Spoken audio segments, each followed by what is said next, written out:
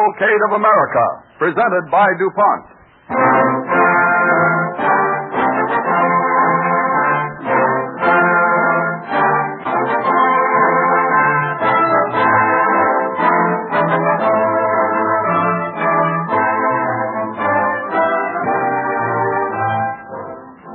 The story that will be dramatized this evening on the Cavalcade of America, presented by DuPont, is the story of the Christmas seal. In our audience here at our radio theater is the woman who started the Christmas seal on its way in America 30 years ago, Miss Emily Bissell. We are happy to have her with us, and we would like to have you meet her at the end of our program. As our story is told this evening, we believe you will not only gain a better understanding of the work made possible by Christmas seals, but will make doubly sure that every Christmas card or letter or package you send carries at least one of these stamps.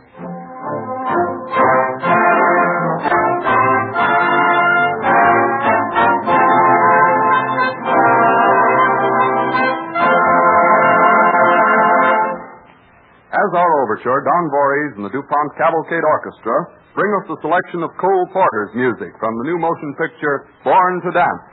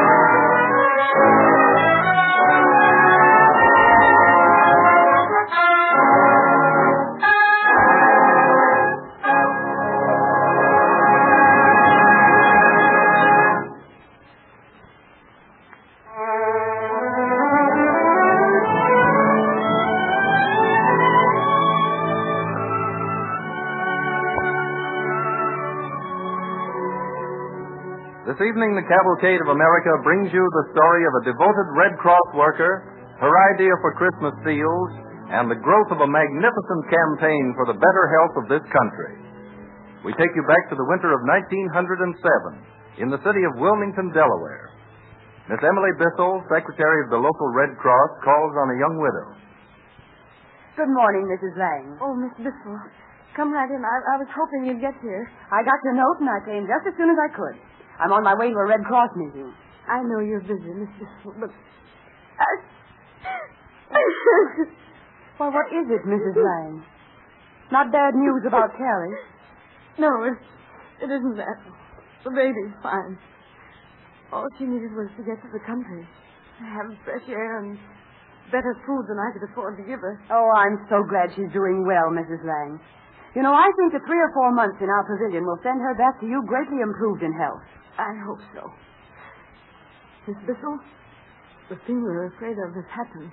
Oh, the doctor said yesterday that Johnny has one lung affected, too. Oh, Mrs. Lang, I'm so sorry. Poor brave little Johnny. All day yesterday, I tried to realize it.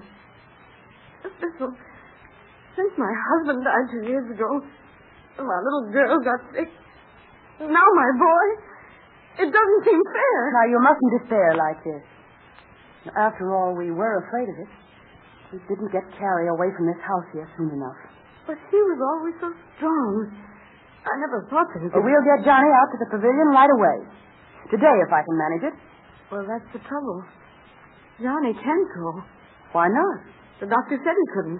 There's no more room, not a single bed. Oh, well, that's ridiculous. Why, there may be some temporary mix-up out there, but there'll be a place for Johnny. I'll see to that. Oh, thank goodness, Miss Bissell. I was sure you'd help me. Why, that pavilion was started just to help poor people with lung trouble, Mrs. Lang. And it's going to cure Johnny, I know. Now, I'll go right down and see Dr. Wales. Mom! Oh, Mom! there he is now. Oh, Johnny. Oh, hello, Miss Bissell. I didn't know you were here. Come here to me a minute, Johnny. He shouldn't be up, but it's so hard to keep him put. Miss Bissell, do you know what the doctor told me? He said I'm sick in my chest like Sister was. Yes, I know, dear. And you'll have to learn to be quiet for a while. That's hard for little boy, isn't it? Well, it'd be easier if I could go out where my sister is. And that's just where you're going. Well, I'd better get started for Dr. Wales' office right now. Goodbye, Johnny. You'll get back into bed now. I will. I'll be waiting for you, Miss Bissell. All right. Goodbye, Mrs. Lang. I'll hurry back. Goodbye, Miss Bissell. Thank you so much.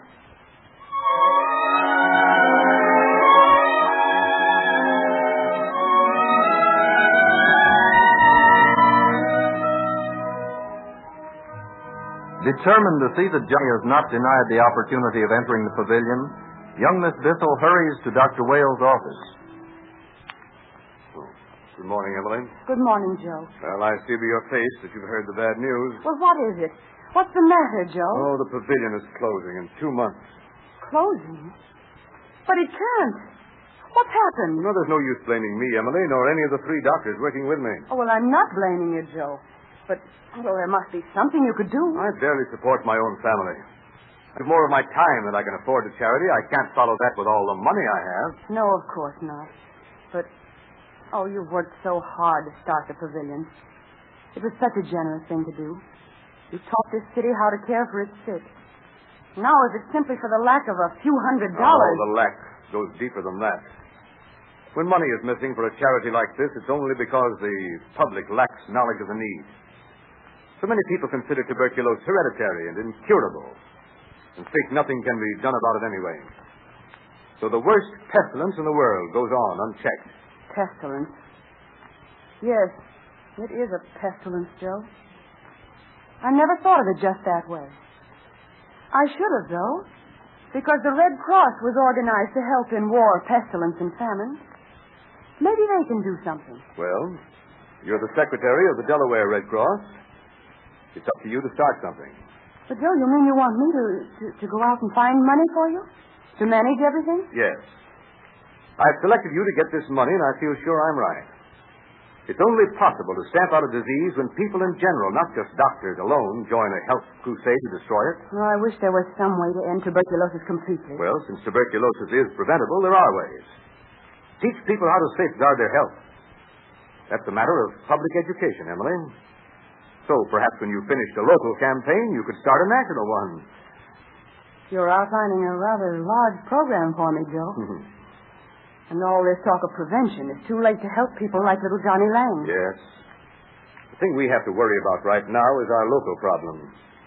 How to care for Johnny Lang and the others. So it's still up to you, Emily. I can't think how to start going about getting money. Well, you must have some ideas. Oh, dozens, but none any good. I thought of fancy dress parties, or a raffle, or tag day. But the trouble is that people are so busy getting ready for Christmas that they haven't time to think of anything else. They're all buying presents and getting off their letters and their cards. And... Now, there's an idea. You thought of something? Did you happen to see an article in the Outlook recently by Jacob Reese of New York? No, I don't think I did. Well, it told about a plan used in Denmark for raising funds for charity. They issued government stamps, rather like postage stamps. And people buy them and put them on letters to help a children's sanatorium. You see, it supports the sanatorium's needs, and it spreads the message. Stamps. Well, might be something in it. Of course, the government doesn't run charities here. And besides, we need education more than money in this. Now, let me think. Let me put things together. Pestilence. The Red Cross. Education. Christmas. Joe, I'm getting an idea. A big one. Well, you decide about it, Emily. You're a sensible, energetic young woman. Any town that hasn't got a few women like you in it might as well go back to grass. Oh, yes, but you ought to help me decide what... Excuse me, Dr. Wales. Sam's been waiting 10 minutes to drive you over to that tonsillitis station. Oh, all right, Ruth. Emily, I have to rush off.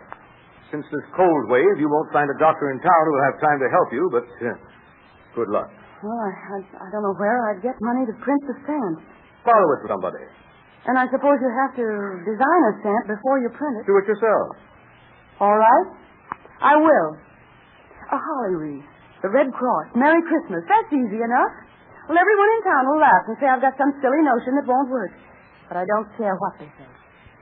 I'll be too much haunted by what a failure will mean to Johnny Lang and the others. Maybe that fear will help me make it a success.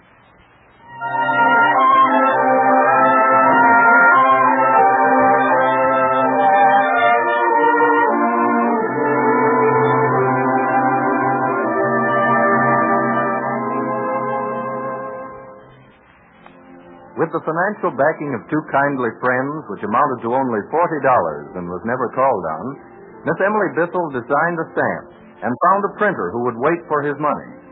She wrote to Washington and got permission to use the insignia of the National Red Cross for her venture. On December 7th, the day the sale in Wilmington is to start, she pays an early morning call.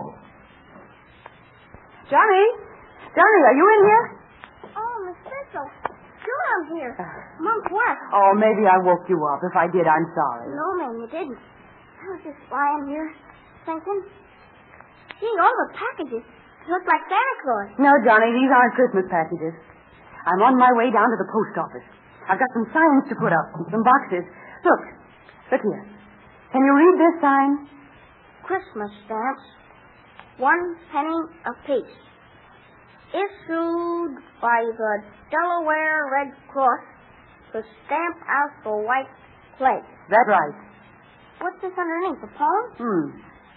Put this stamp with message bright on every Christmas letter. Help the tuberculosis fight and make the new year better. These stamps do not carry any kind of mail, but any kind of mail will carry them. Well, that isn't much of a poem, Johnny, but it was the best we could do in a hurry. And anyway, we won't be able to judge this poem until we see what it does for you. Is it going to do something for me? That's what I hope. You know, we saw the Postmaster General in Washington, and they're letting us sell these stamps, see? With the Red Cross and Merry Christmas on them. I can sell them right in the post office. Not at a stamp window, but at a booth in the corridor, all trimmed for Christmas. Yeah, but what for? To get money. So that you can go out to the pavilion, and so the others can stay there. Just a little stamp. Oh, dear. I'm afraid you feel about my plan like everyone else does, Johnny. You think poor Miss Bissell's got a bee in her bonnet. No, I don't think anything's wrong with you. Fine. That makes me feel better. And the other people think I'm just playing... Well, never mind. I've got to go now, Johnny, so I'll just wrap up this sign again. I'm very glad you came to see me. I just had an idea for some reason that it would bring me luck if I stopped in here.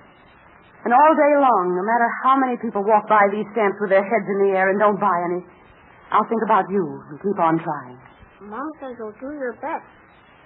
Johnny, would you like to help me, too? Take one of these stamps, will you? Sure. Should I tear it off? That's right. Now, you keep it by you, Johnny. You might say a little prayer. It's pretty looking. Merry Christmas. If people will only buy them, that's what we'll have. A Merry Christmas.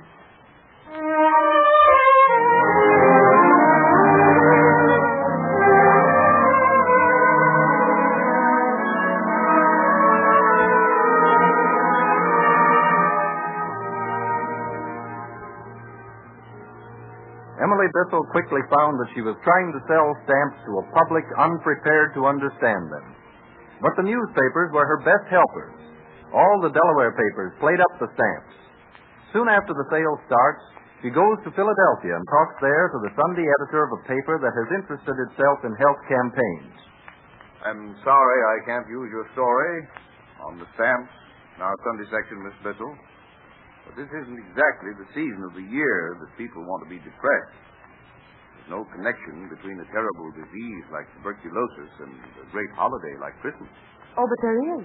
There is a real connection. Well, when people are filled with goodwill, they want to pass it on. I'm certain I'm right about that. Well, even if you are, this stamp idea is a little unusual. You don't have to explain. You think it's silly. Well, perhaps it'll work. I don't want to criticize. It won't work unless we have plenty of newspaper space. One of my business friends loaned me 2 men to prepare news material. And both of them say we must get more publicity if we can, or we can't sell enough stamps. And I don't think our interest in ending disease is quite the same, Miss Bissell. You're working for a local charity. We're interested in a national campaign. Yes, but these stamps could be used anywhere. Don't you see? I'm afraid I don't. Well, then I haven't explained it clearly. I'm not discouraged, though. You see, we're selling stamps at home. But the stamp is bigger than that. Perhaps the lives of so many people, some of them little children, depend on this. The stamp is a symbol.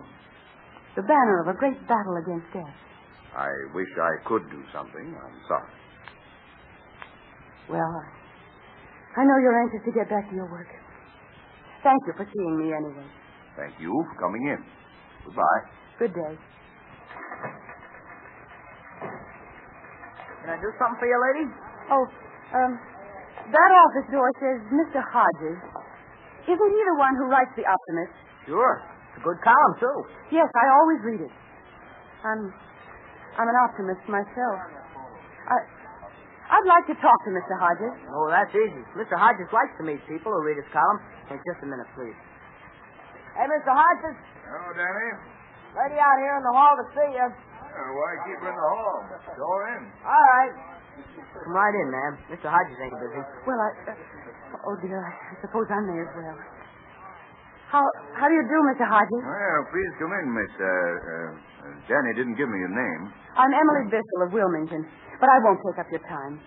I happened to mention to the office boy that I liked your column so much, and I wanted to meet you. Well, don't go away. Sit down. Any writer likes to talk with his readers, you know. I'm a rather low-spirited public right now. I've just been asking a favor of your Sunday editor. Oh, and didn't he give it to you? No. Well, perhaps I could help you some way, Miss Bissell.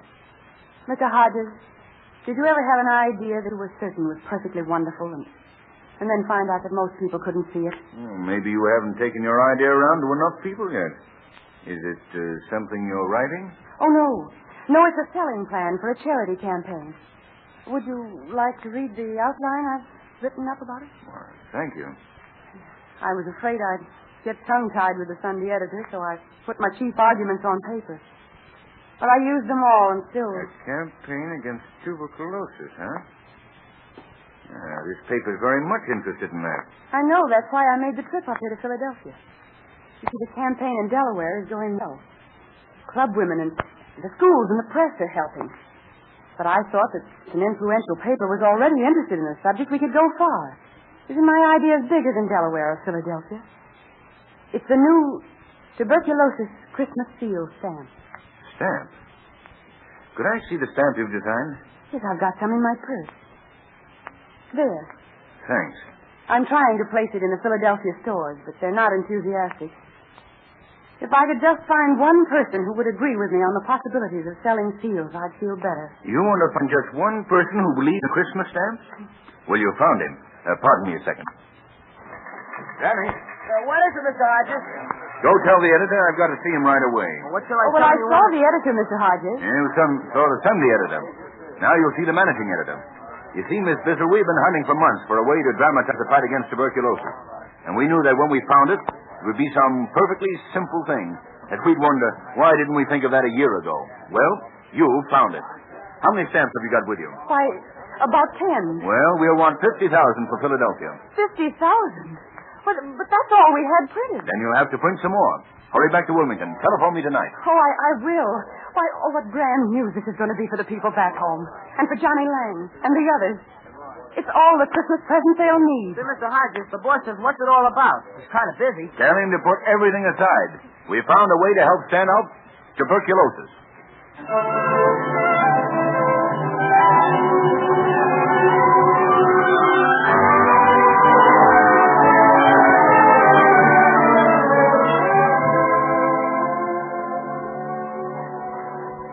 The faith of a handful of people launched the Christmas seals to end tuberculosis. The first year's sales totaled $3,000. The next year leaped to $135,000. The sale of Christmas seals over the 29 years the campaign has been going on has amounted to $83 million. And the educational results? Tuberculosis has dropped from the first cause of death in this country to the seventh. In every city, there are scores of men and women who have Christmas seals to thank for their present happiness. This year, on a street in Wilmington... just a minute, driver. I think I see someone I know going down the street. You better get in the cab right now, mister. I haven't much time to catch your train. Why, it is she. You wait here just a minute. Okay. Hey, ma'am. I beg your pardon. Aren't you Miss Bissell?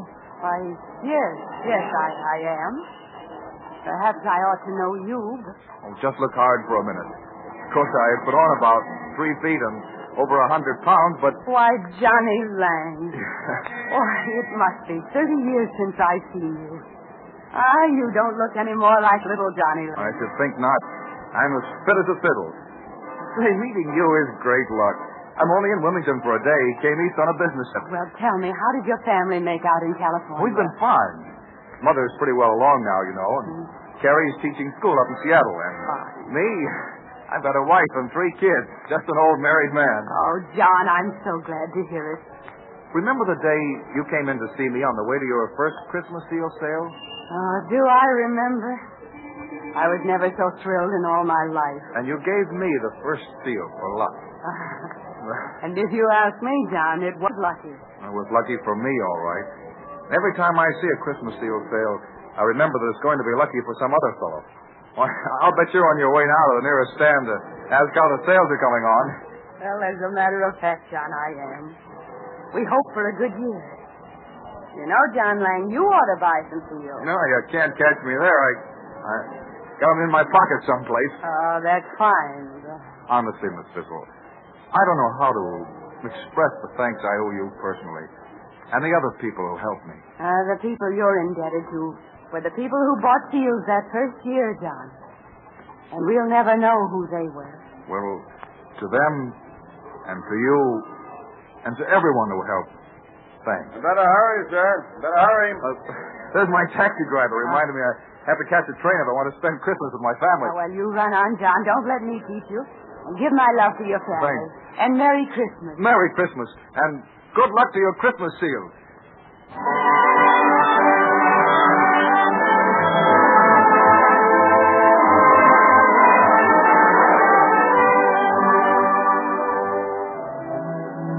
Millions have been brought back to health. Millions have avoided the tragedy of illness. But the work has by no means ended. Tuberculosis still takes more lives between the ages of 15 and 40 than any other disease. The national and local tuberculosis associations throughout the country continue their work untiringly, confident that the American public, which has brought them so far on the road to success, will continue in its faith and generosity.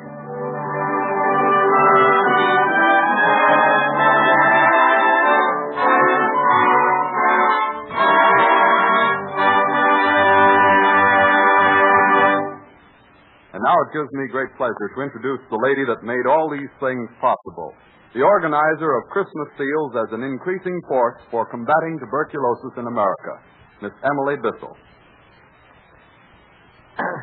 I am delighted to be present this evening to hear the story of 30 years ago. I assure you that it is accurate. I have known many young Johnnies and Carries, once ill, who are now leading healthy, normal lives. Children of today are much less likely to be infected because of the educational work of the Christmas seal. It is a great symbol of prevention and cure.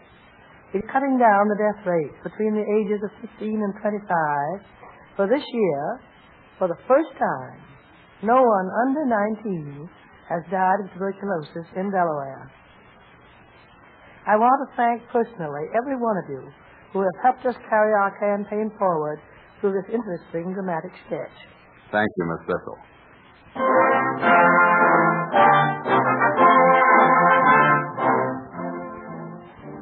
This evening we salute those marchers in the Cavalcade of America whose work makes life healthier and thus happier for all. Any effort to save lives and guard the public health concerns everyone. Let us therefore review the advances that have been made. A baby boy born in 1850 could expect to live on the average about 38 years. Today's child can look forward to a lifespan of 60 years or more. How has this been done? One of the factors in lengthening our average span of life has been the remarkable forward strides of medical and surgical science. Another has been the achievements of chemical research in producing new and better medicines and other products that serve the medical profession. Doctors say that tuberculosis, for instance, can be cured in virtually every case if treated early. One reason the death rate from tuberculosis used to be so high was that doctors, with the methods of diagnosis then known, had difficulty in detecting its presence in time. The discovery of X-ray gave the medical profession an important new tool to aid in diagnosing tuberculosis and other respiratory diseases. By taking X-ray pictures of the lungs, doctors can detect the presence of tuberculosis in its various stages. DuPont research has contributed to this forward step by perfecting X-ray films that enables doctors to get clearer pictures of the human anatomy than ever before. Another important aid to physicians in diagnosing trouble is the group of products known as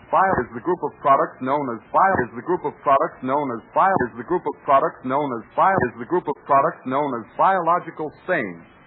These coloring compounds, when applied to samples of body tissue and the like, make it possible to see, by means of the microscope, tiny organisms such as streptococci that otherwise would not be visible.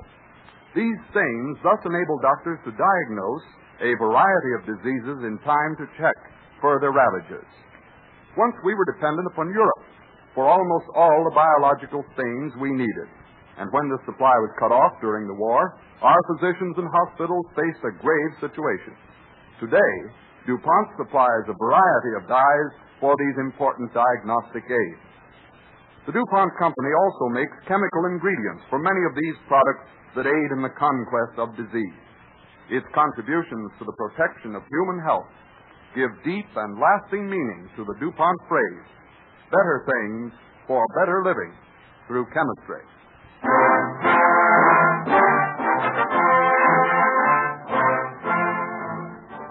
The man who had two careers, the interesting story of Samuel F.B. Morse, artist and inventor, will be the subject of our broadcast when next week at this same time, DuPont again presents the Cavalcade of America. This is the Columbia Broadcasting System.